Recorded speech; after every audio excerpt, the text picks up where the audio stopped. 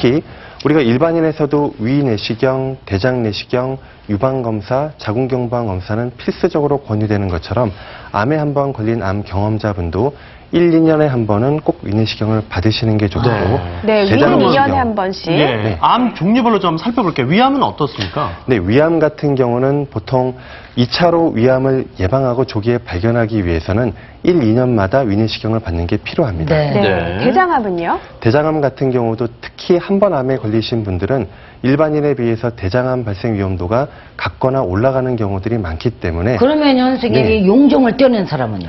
용종 제거를 한 경우에는 3년에 한 번씩은 대장 내시경을 추적 관찰하시는 게 필요하고 네. 꼭 대장 용종을 제거하지 않았다 하더라도 한 번 암에 걸리셨던 분들은 적어도 5년에 한 번은 대장 내시경 하는 게 권유가 됩니다. 네. 그리고 저 궁금한 게 있어요. 여성암까지 설명을 마저 부탁드릴게요. 예. 네, 여성암 같은 경우도 대표적으로 유방암과 자궁경부암이 가장 대표적인 여성암인데 암 한 번 걸리신 분들은 이런 여성암도 조기 검진을 하시는 게 좋습니다. 적어도 1, 2년에 한 번씩은 유방 촬영과 자궁경부암 검사를 하시는 게 필요하고 이런 일반적으로 권유되는 암 검진 외에도 암 치료법과 또 본인의 연령, 여러 가지 병력에 맞춰서 맞춤형 검진에 대한 부분을 담당 의료진과 전문적으로 상담하시고 필요한 검사를 권유받는 게 좋다라고 할 수 네. 있습니다. 네, 검진도 더 자주 꼼꼼히 받으셔야겠습니다. 네. 자, 그러면 관리 처방전 이제 두 번째 한번 또 공개해 보도록 할까요? 네. 두 번째는요. 잘 먹어야 오래 산다. 영양을 관리해라. 네. 근데 네. 실제로 암 그 환자분들이 과연 어떻게 잘 먹어야 하는지 여기에 대해서 굉장히 궁금해 하시거든요.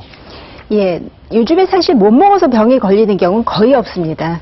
과유불급이라고 오히려 과한 것이 병을 유발하는 경우들이 훨씬 많다고 말씀드릴 수가 있겠습니다. 네. 오히려 우리가 너무 과식하거나 너무 많이 먹는 경우에는 비만을 초래하겠고 이와 같은 경우 이제 당뇨 같은 성인병이 발생할 수 있고 이와 같은 경우 앞에 박 교수님 말씀하신 대로 암의 위험도는 점점 높아질 수가 있습니다. 네. 네. 근데 무조건 뭐 채소만 먹어라, 생선만 먹어라, 뭐 되게 잘못 알려진 상식들이 많잖아요. 그래서 저희가 암 재발 방지에 관한 영양 관리 수칙을 또 정리를 해봤습니다. 아주 중요하겠네요. 좀 네. 하나하나 함께 살펴보겠습니다.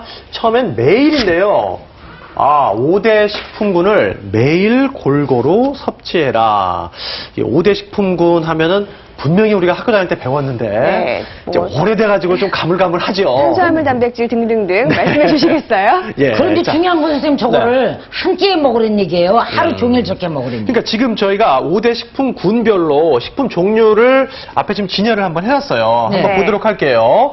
첫 번째는 단백질군, 네. 달걀도 있고 콩, 뭐 닭고기도 있고요. 그리고 칼슘군, 뭐 멸치나 그런 뱅어포 종류, 그리고 네. 요구르트도 좀 챙겨서 드시는 게 우유 좋겠고요. 또 빼놓을 수가 없고요. 옆에 보면 비타민과 무기질군인데 역시 채소들이, 오색 채소들이 있습니다. 네, 그리고 탄수화물은 매일 또 드시는 거잖아요. 뭐 감자나 고구마를 비롯해서 건강한 탄수화물 챙겨 드시길 바라고요. 그렇습니다. 지방군도 또 필요한 영양소입니다. 참기름도 있고 뭐 들기름, 여러 가지 깨까지 있는데 이거 근데 진짜 아까 배현정 씨 말이 한 끼에 먹어야 돼요? 하루 종일 먹어야 돼요? 설마 이걸 다 먹을 수 그러니까요. 없잖아요. 예.